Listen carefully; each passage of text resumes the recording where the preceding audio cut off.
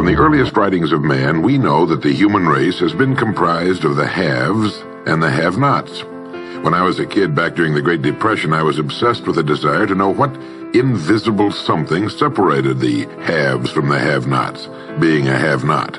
I wanted to know why so few managed to be well off financially in a country where success is available to everyone. For example, in checking the Statistical Abstract of the United States, published by the Bureau of the Census, I discovered, just lately, that only 10% of the men in this country, 65 years of age and older, have incomes of $6,000 or more a year. More than 80% of all men 65 or older have incomes under $4,000 a year. Only 7.6% have incomes between $7,000 and $10,000 a year, and only 3.7% have incomes of $10,000 a year or more. A man starts his working career in his 20s, often earlier.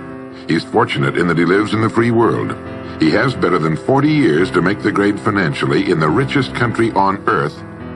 Yet, according to the statistics, only about 10 out of 100 will be financially secure by the time 65 rolls around, and only about 4 men out of 100 will be financially comfortable. Now, why? Well, let me tell you how to find out for yourself. Conduct your own survey. Start down the street in your neighborhood on any Saturday or Sunday and ask the man of every house 2 questions. The first question is, what are you doing at the present time to increase your income now? That is, how much do you want to earn? And when you've evaluated the blank stare you get in response to that question, ask question number 2, which goes, how much money are you planning to be worth at age 65? Now, when the silence becomes too unnerving, thank him and move on to the next house. Ask 50 men, 100, 1,000, until you're completely convinced that the reason men don't make more money during their working lives, and the reason men aren't financially independent by the time they're 65, is simply that they seldom, if ever, do any constructive thinking on either subject. It's that simple, unfortunately. The reason it's so easy to earn far more money than the average man earns in this country is that so very few, are going about it the right way. This is a race without enough contestants to bother about. The few who are really in the race can all be winners. Some will finish ahead of the others, but even the man who finishes last in this race will be financially secure. Most people, more than 90%, aren't even in the race. To prove it, ask yourself the 2 survey questions. Up until the time you started listening to this message, what were your plans for increasing your income? How much do you want to earn? And how much money had you decided to be worth by the time you're 65? You see, people who earn large incomes aren't lucky, and they're not crooks as those without money are so fond of pretending, nor are they endowed with more brains or talent necessarily than their friends and neighbors, nor are they privy to occult secrets, and only a very few were lucky enough to have had rich fathers or grandfathers. Most of the people earning the big incomes today started the same way you and I did, and most other people. The only difference between the men who earn big incomes and those who earn small incomes is that those earning big incomes decided to earn more. They're the people who made it their business to earn more. You see, a woman who does not think about baking an apple pie for dinner tonight will never think of looking up the recipe for apple pie. Without the decision for pie, there's no motivation for checking out the recipe. A man who does not think about driving his car to St. Louis, Missouri or Nacogdoches, Texas will never get road maps which show how to get to St. Louis or Nacogdoches. And a man who never decides to earn more money will never think of learning how, of looking up the rules for earning more money. You see, people do what they make up their minds to do. So get rid of the ancient superstition once and for all that people who earn big money are special people, or lucky, or get the breaks, or had money to begin with, or knew someone, or are smarter, or anything else. These are alibis. They can all be disproved 1,000 times. The reason there are so many of these alibis around is that men who fail to make the grade financially are seldom honest enough to just admit that they really didn't try and keep trying. So in order to justify their failure, in order to remain seated, they dream up and pass along these old alibis. We're all self-made, but only the successful will admit it. I once had occasion to visit Charleston, South Carolina. I'd never been there before, so I hired a taxi to drive me around the historic old town. I particularly wanted to see the battery where that famous shot was fired on Fort Sumter. Along this beautiful drive, some of Charleston's oldest and finest homes look out over the bay. I commented to my cab driver on what lovely homes they were, and he said, yes, some of those homes have 40 rooms. And then he thought a moment and he said, and every one of them is owned by a crook. This is how the have-nots justify themselves and their lot in life. I didn't say anything because I didn't feel I was entitled to advise him or try to straighten out his thinking. This is a free country where as long as he doesn't hurt others, everyone has the unalienable right to be just as wrong as he wants to be.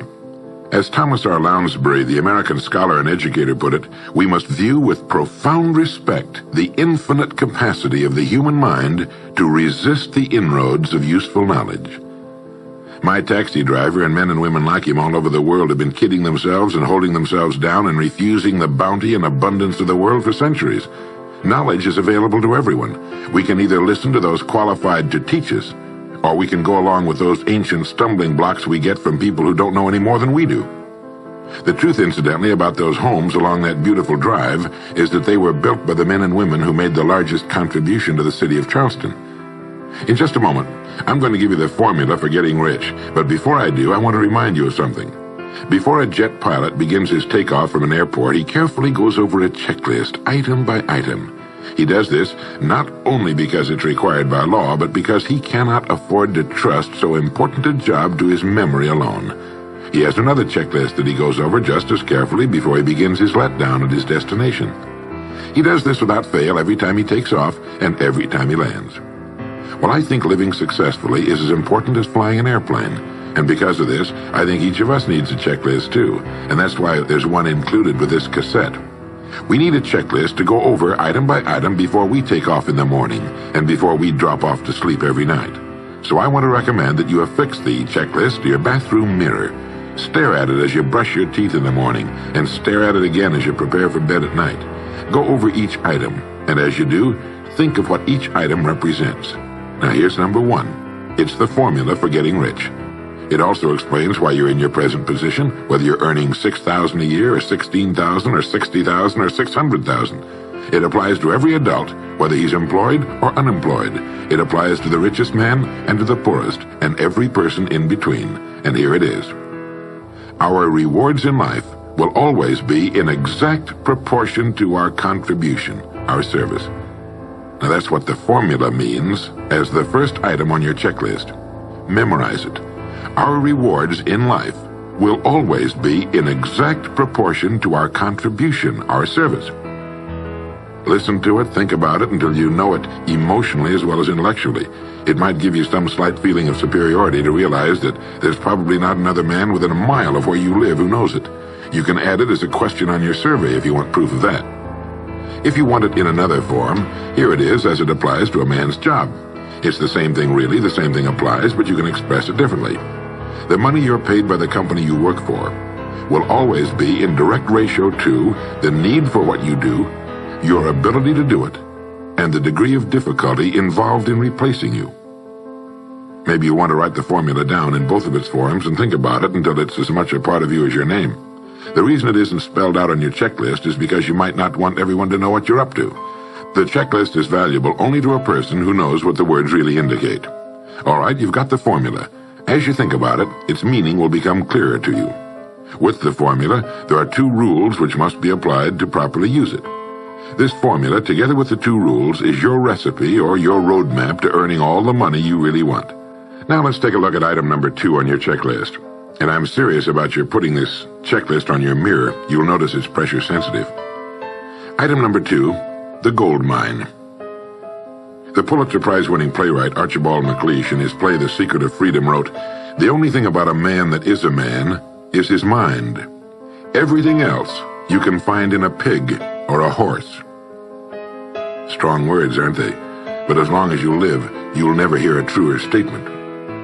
The key to every human being's success lies in his mind, the gold mine between his ears. One idea can make you rich.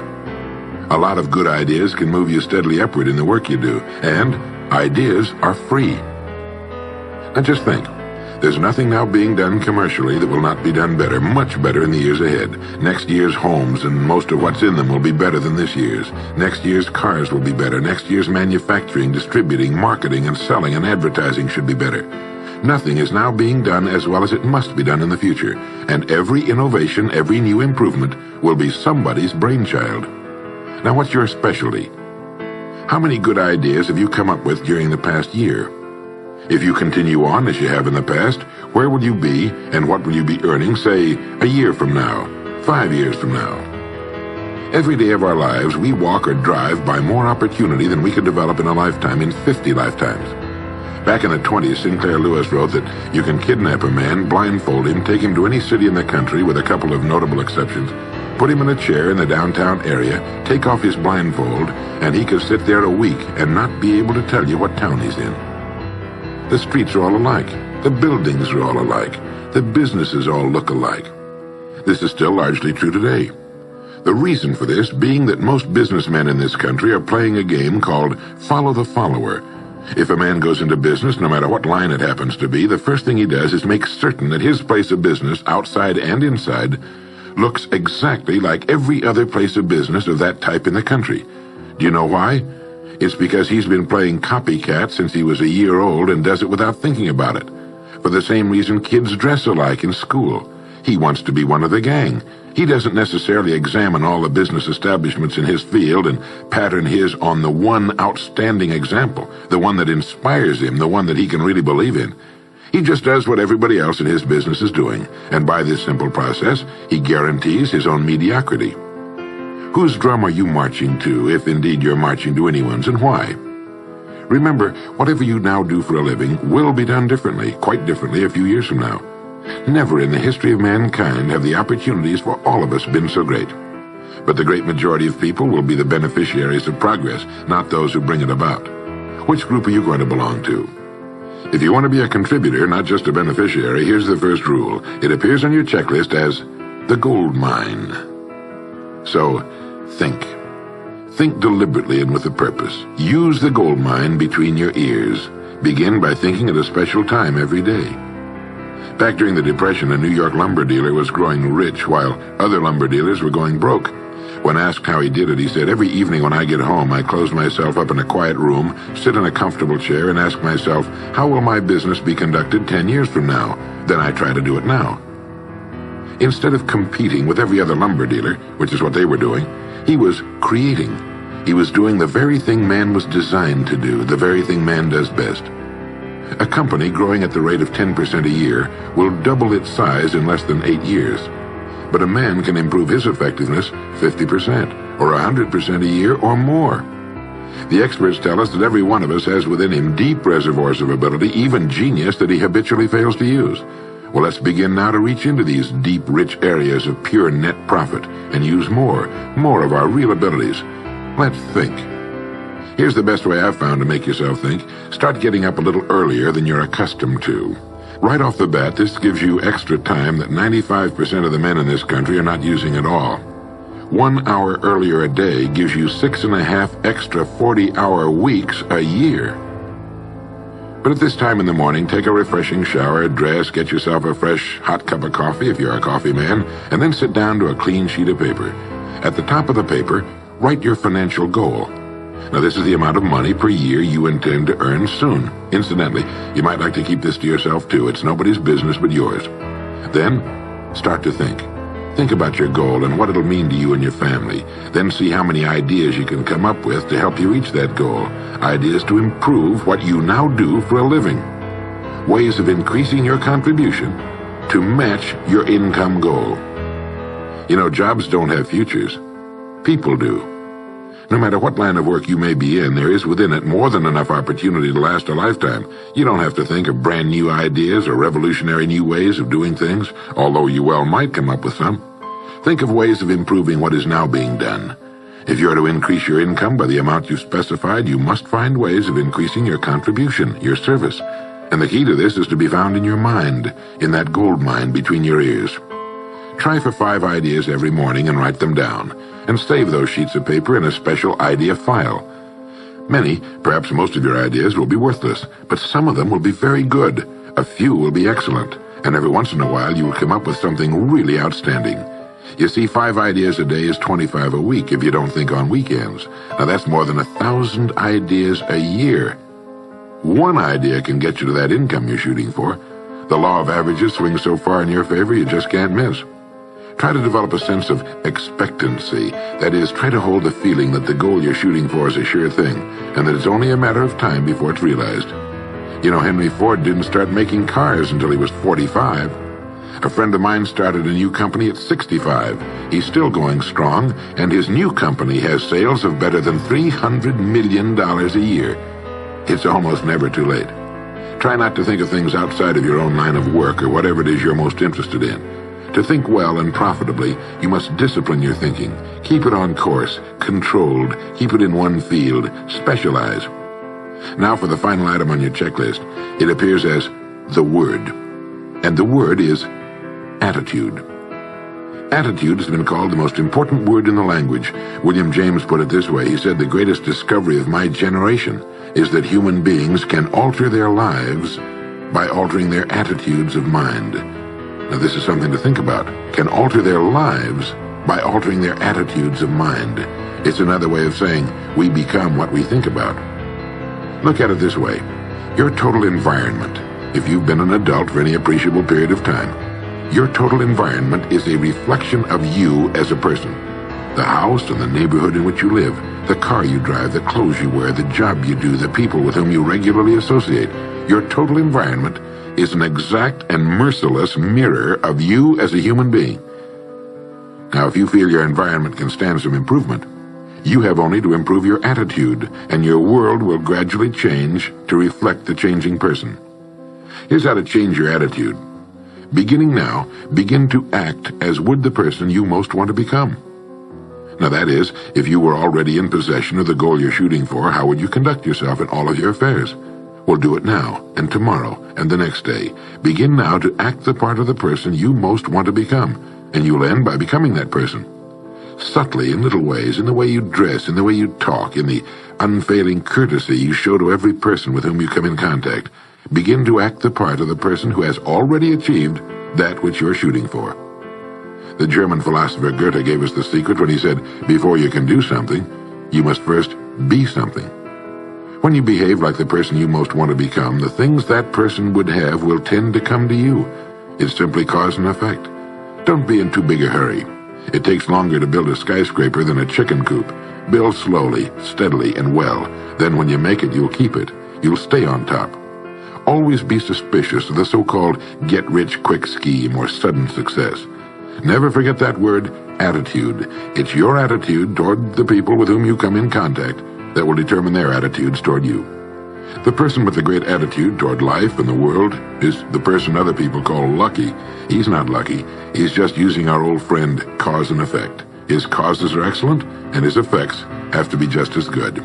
Well, that's it. 3 things to remember. 3 things to practice every day. If you spent 16 hours a day, 7 days a week, practicing your golf swing, in a relatively short time, you'd have a grooved, beautiful swing like the pros.